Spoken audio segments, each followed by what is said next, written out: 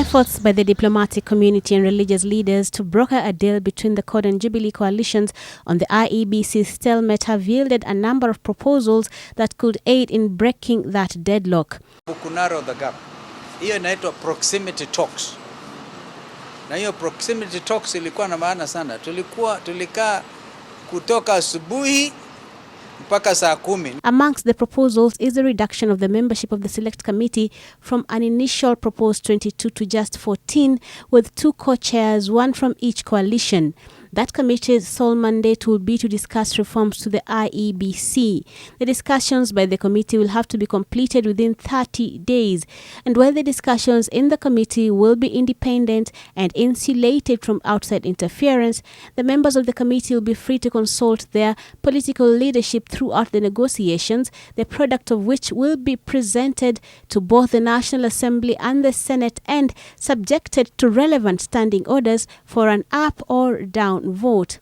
It is further proposed that the Secretariat for the Joint Committee be provided by Parliament, a sticky point for the CORD coalition, which has maintained that the talks be held outside any parliamentary influence. Some of those proposals, however, seem to have met resistance by the CORD coalition. For instance, the agenda of the talks. We're not just talking of IEBC as just the commissioners, Hassan and his team. No.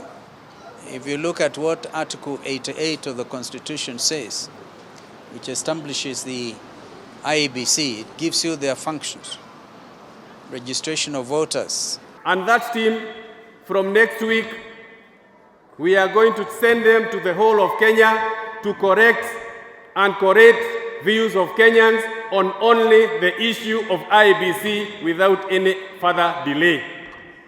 Na kama nyinyi mnataka kuingia, we will amend. Mukienda hiyo dialogue yenyu ya CORD, mukisikiza mnataka kuingia kamati, sisi tutafanya ile inaitwa amendment to the Select Committee. But we are not going to wait anymore. The stalemate currently obtaining in relation to the IEBC stems from the formula to be used in setting the terms of reference for the Select Committee. CORD is insistent that the agenda for the larger and broader talks should be drafted by a smaller team of legislators. We have given the names of our 2 people, Senator Jim Orengo and David Eseli, who is himself a member of the CORD management team.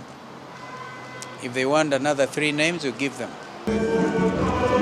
Jubilee, on the other hand, says they are ready to move on with the talks with their team members. Siku ya Tuesday tutaenda huko bunge na hiyo majina 11 tuweke kwa speaker, tupitishe na tuanze kazi ya kuchukua maoni ya nyinyi wananchi wa Kenya.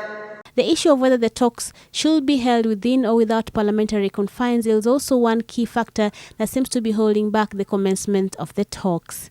We have always said we can agree as Kenyans, and we are ready to agree, have dialogue, narrow the issues, agree, then take everything to Parliament, and then it will be subject to the standing orders of the House.